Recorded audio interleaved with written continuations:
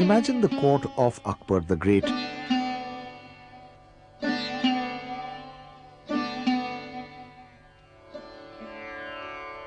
The emperor sits in Fatehpur Sikri, surrounded by his courtiers.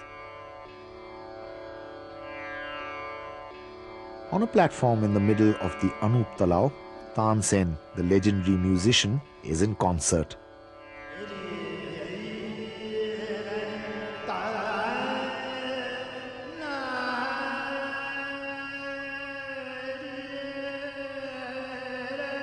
Such is his artistry that he commands the very elements through his music.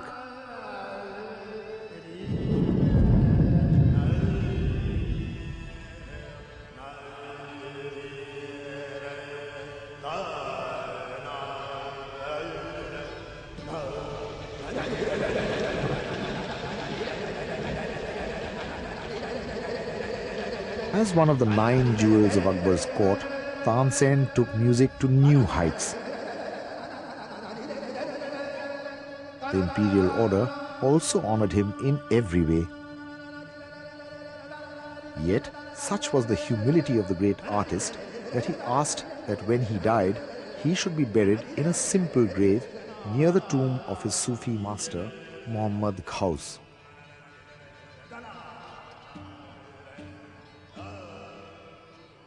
The austere tomb of the musician is overshadowed by that of the Pir, to whom petitions are addressed even today.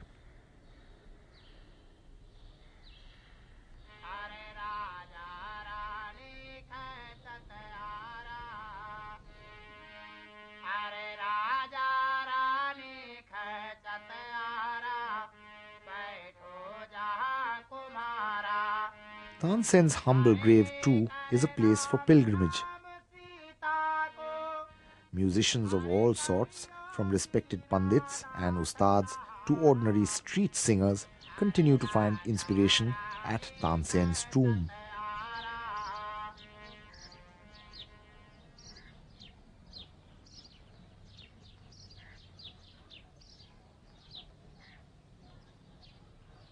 The popular belief is that eating the leaves of the tamarind tree that grows over the grave helps develop music in the throat. पेड़ के नीचे बैठ के वो अपने गाया करते थे, तो पेड़ की पत्तियों में वो तासीर आ गई कि गला खुल जाता है और गले में सुरीलापन आ जाता है. Tansen's brilliance points to the genius of his emperor, who created Fatehpur Sikri as a symbol of the culture of unity that he did so much to establish.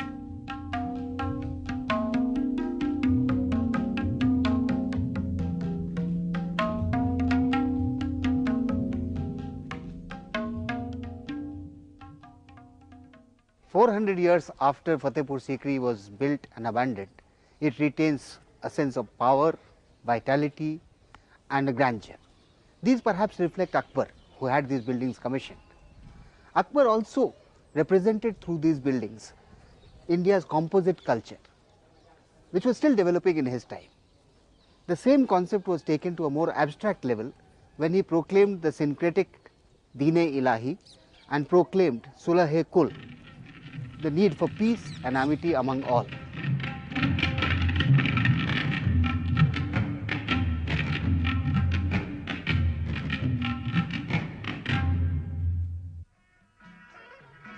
India under the Mughals was a paradox. It was a combination of power and culture, of economic wealth and spiritual humility.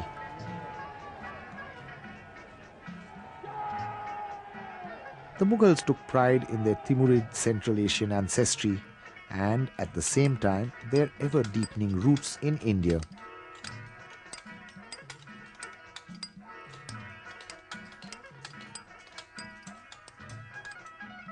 There was also a sense of imperial arrogance and commercial smugness, of standing on the threshold of medievalism and modernity and missing a step in either direction. It was the best of times. It was also the worst of times.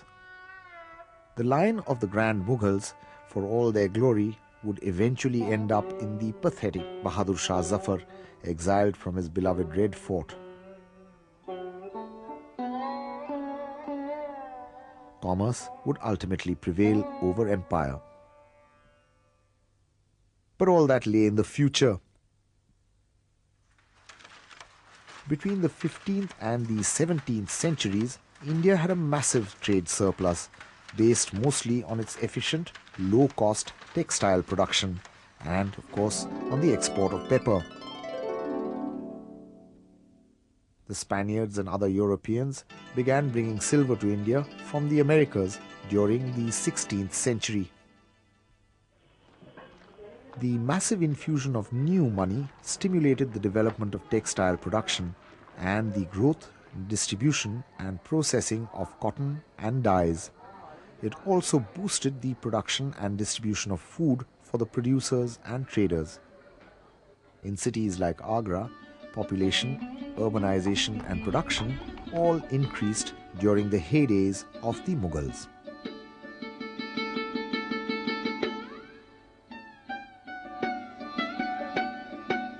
Some of the surplus was skimmed off and went into grand imperial architecture. The Panch Mahal at Fatehpur Sikri symbolizes society and the economy as they developed during the Mughal period. Society took a pyramidal shape with many people at the bottom and very few at the top. The distribution of income became increasingly unequal. The upper level became smaller in size, but richer and more opulent in their lifestyles, while the large majority comprised and remained peasants. However, during this period, an elaborate but efficient system of land revenue collection was set up. This was carried out by Raja Todarmal, Akbar's minister, who had earlier worked in the same capacity for Sher Shah. Sher Shah had ruled over India from the Purana Killa in Delhi for just 5 years. During that time, he sowed the seeds of many institutions which flowered in Akbar's long reign of 50 years. Although Sher Shah ruled for a very short period, he developed a concept of imperial India. He built roads connecting various parts of his empire from Calcutta to Peshawar and beyond. And on this road, now called the Grand Trunk Road or Sher Shah Suri Marg, he erected coast minars. These minars indicated distances between different points. He also built sarais or guest houses for travellers and introduced a post system or dak system. This tomb of Sher Shah at Sasaram in Bihar symbolizes the grandeur of the system that he tried to build.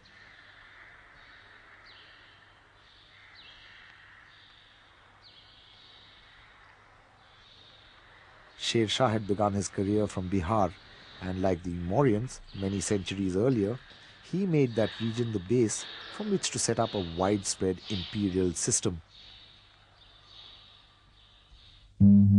Akbar continued Sher Shah's work in more senses than one. Not only did he consolidate the revenue system, but he also established an imperial military bureaucracy through the Mansabdari system, which spread out from the court to various parts of the empire. Through Mansab system, Akbar built an apparatus of a centralized bureaucracy, which was not only a bureaucracy but also the military organization.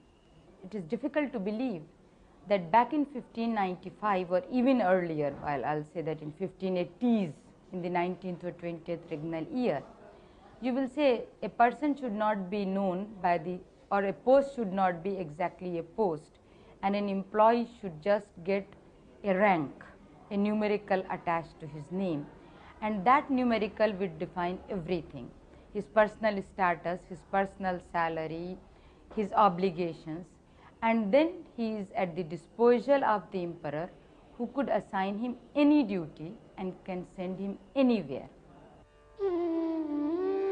The structure known as the Diwan-e-Khas at Fatehpur Sikri is said to have been the place where Akbar formulated some of his radical and innovative ideas. The central pillar and radial spokes are perhaps a metaphor of seeking the one truth with the help of many truths. The outcome of this quest was the Deen-e-Ilahi, a synthesis of religious ideas that produced a system suited to the Indian genius. Akbar's efforts to evolve a coherence out of the varied religious thought of his time has been interpreted by some as an attempt to create a new religion. The attempt of Akbar and his advisors to construct a theory of society and state in which it would be recognized that no religion is true, but all religions should be tolerated. And that culture of all traditions was inherently one. I think these 2 points are of signal importance in any comparative history of world thought. Akbar also retained his faith in Sufism, as is evident at Fatehpur Sikri.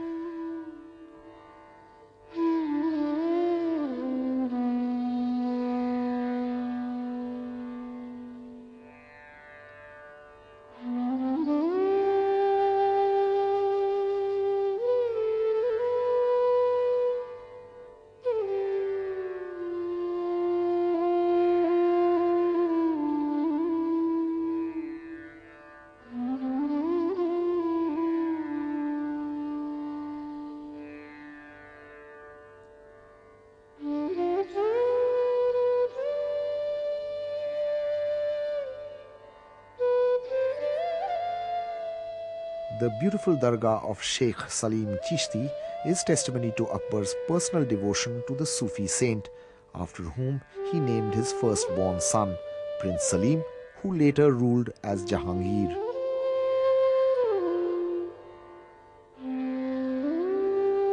At the same time, Akbar looked both outwards and inwards in his spiritual quest.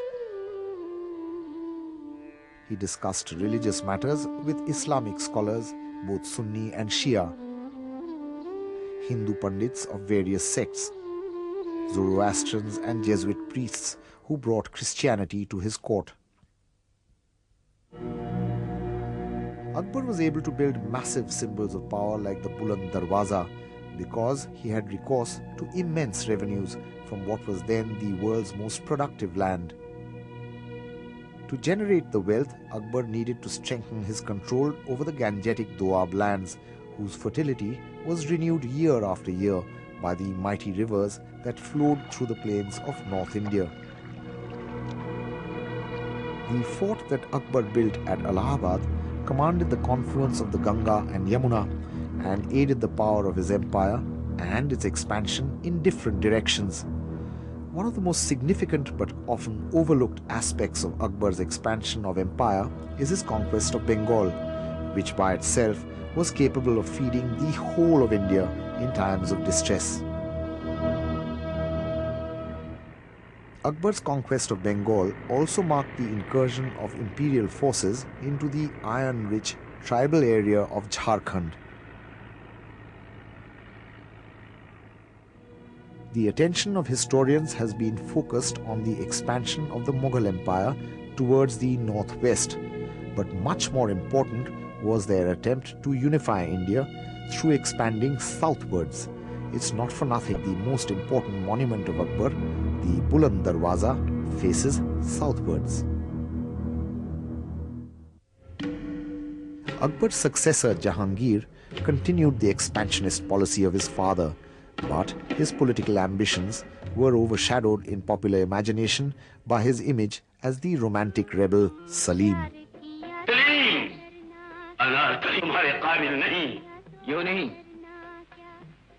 एक लाडले बेटे के बाप बनकर मुझे अपने कलेजे से लगा लीजिए और उन्हीं प्यार भरी नजरों से देखिए जिनसे पहली बार आपने मुझे देखा था।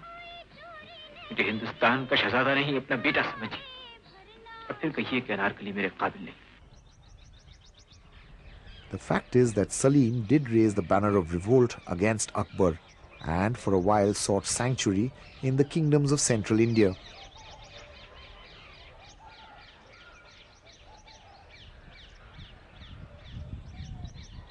This Jahangiri Mahal at Orcha is believed to be one of the places which Salim made his temporary abode. Jahangir's reign as emperor, carried out from Agra, Lahore and Kashmir, was marked by the presence of his ambitious and crafty queen Noor Jahan. She had so much influence over the emperor that in some respects she became even more important than him in statecraft. Paralyzed by illness and indecision, opium and wine, Jahangir perhaps got too embroiled in palace intrigue to pay full attention to the need to consolidate the imperial system. So much so that he came to distrust his eldest son Khusro, who lies buried here in Allahabad. Indian history is replete with instances of sons who have imprisoned their fathers in order to become kings. But perhaps there is only one instance of a father who imprisoned his son in order to become the king. This was Jahangir, and he imprisoned his son Prince Khusro. There was a great deal of intrigue at the time of when Akbar was about to die, and Jahangir felt that he was being bypassed in favor of his son Khusro, who not only took greater interest in affairs of state, but who was also deeply involved in the Akbar kind of philosophy, religion, and looking after the people, the unity of the country. Khusro also had the backing of his maternal uncle Man Singh, and that made him a very formidable force. So when Jahangir did become king, one of the first things he did was he became obsessively jealous of his son. And the son also realized that his father was very jealous of him. So the son rebelled. As it happened, the rebellion of Prince Khusro was crushed, and Prince Khusro himself was ordered to be blinded. The blinding is an interesting story. It was considered that blind people could not be good rulers, and therefore Jahangir ordered that his son should be blinded so as to permanently disqualify him from becoming king. Unfortunately perhaps, or fortunately for Khusro, the blinding operation failed and Khusro regained his sight, after which he was imprisoned and kept in prison for 15 years. He died ultimately in the custody of his brother Khurram, who later became Shah Jahan. By the time Khusro's brother Shah Jahan came on the scene, there was a certain smugness about the Mughals, arising out of the immense wealth that they commanded. Shah Jahan used this wealth to create wondrous monuments. Among them is the Red Fort in Delhi. It's difficult today to imagine the grandeur of Shah Jahanabad, the city that Shah Jahan built, but contemporary visitors describe it as more impressive than any city in Europe.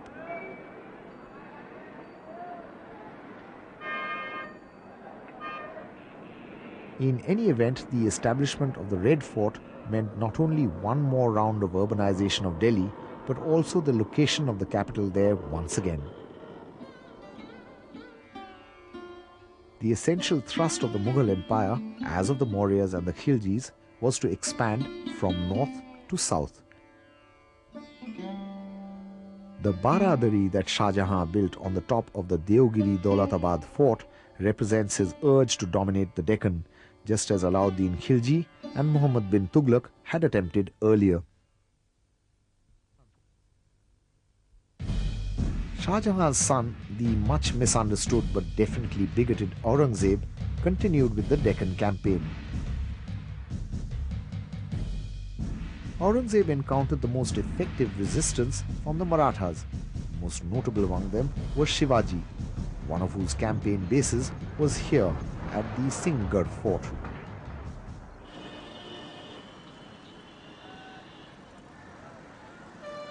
Aurangzeb also took on Muslim powers in the Deccan. The city of Hyderabad, famous for its Char Minar, bears memories of the last of the Grand Mughals. Aurangzeb conquered the Golconda fort and brought this part of the Deccan under imperial rule as well. Aurangzeb was powerful but not popular. His reimposition of the jizya poll tax on Hindus could have been to replenish the treasuries depleted by the expensive Deccan campaigns, but it was seen as evidence of his bigotry and discrimination. His policy of religious discrimination was certainly such a break from the standard Mughal theory of state and polity, that that complete shift to, at least in theory, to Sharia, so that any act of religious tolerance becomes a concession rather than an essential development of a given state assumption. You see the difference. That would seem to me to be a very grave mistake on his part from the point of view of the prosperity and survival of the Mughal Empire. In spite of his ruthlessness, Aurangzeb lived with great simplicity. His tomb in Khuldabad is a model of austerity. The open-air tomb of Aurangzeb is in some respects much like the simple grave of Tansen. However, Aurangzeb was no lover of music. In fact, he banned it. Even when music lovers took out a mock funeral procession in protest against this ban, Aurangzeb did not relent. He ordered them to bury music so deep that its notes would never emerge again. In the event, it's music that lives on, while the Mughal emperor lies deep underground.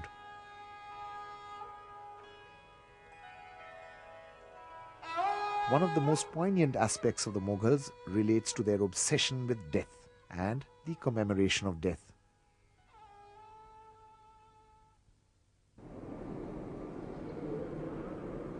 The most enduring monuments of the Mughal Empire are tombs. There's an irony about Humayun's tomb. It was conceived by Humayun's widow as a grandiose tribute to the late emperor.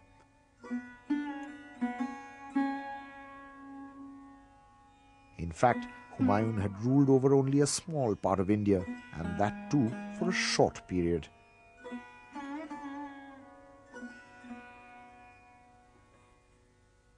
This architectural ancestor of the Taj Mahal is thus a deliberate attempt to create an impression of imperial grandeur.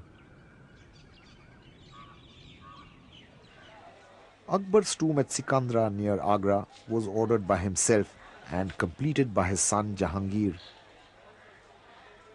It's not only a monument to genuine imperial grandeur, but is also a reflection of the personality of Akbar himself. The tomb is a good example of the characteristics of the Mughal Empire, since it blends elements of Hindu, Muslim and other architectural styles.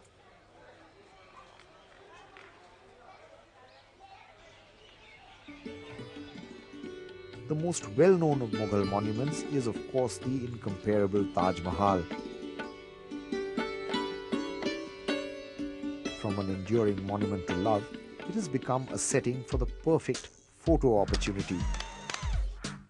Okay, ready? Cheese.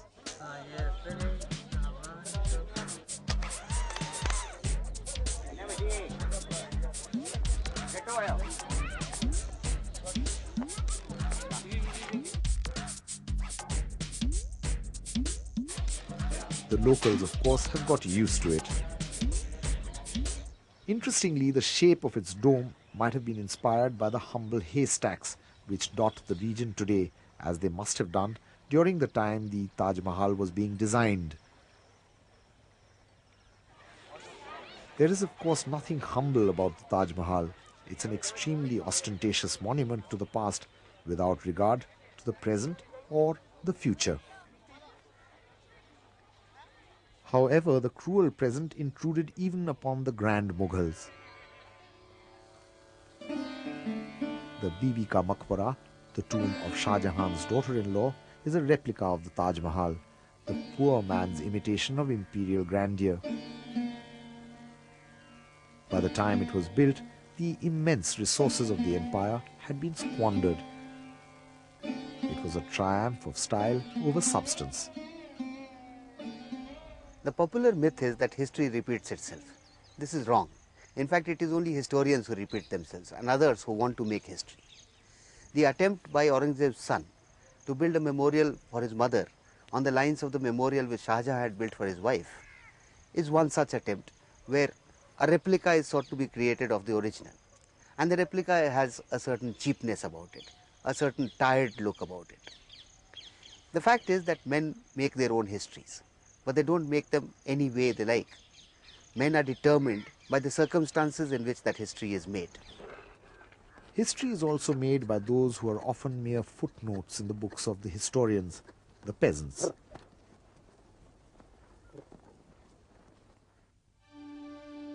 The peasants had been the source of the wealth that had built the grand Mughal edifices, and it was from them that resistance to the empire grew. The Jats, the Sikhs, the Namdharis and the Marathas all rose in revolt as the exactions on them increased beyond the limits of tolerance. This agrarian crisis converted itself into a political crisis when the zamindars began to throw off the yoke of the central authority and also made use of peasant distress.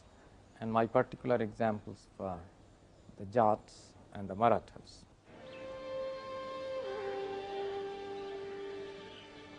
Among many reasons for the decline of the Mughal Empire, the most important was the weakness of its agrarian system. The most visible points of the system were regional rulers like those of Jaipur, who sought to emulate the Mughals through architectural extravagance.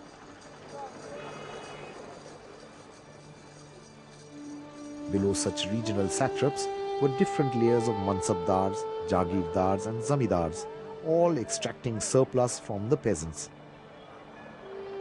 For their part, the peasants tolerated the exactions with fortitude and even passivity. But when things got beyond endurance, peasant activism destroyed empires. It was a series of peasant revolts that sapped the Mughal Empire. But it still took several centuries for the peasants to rise from the footnote to the text of history.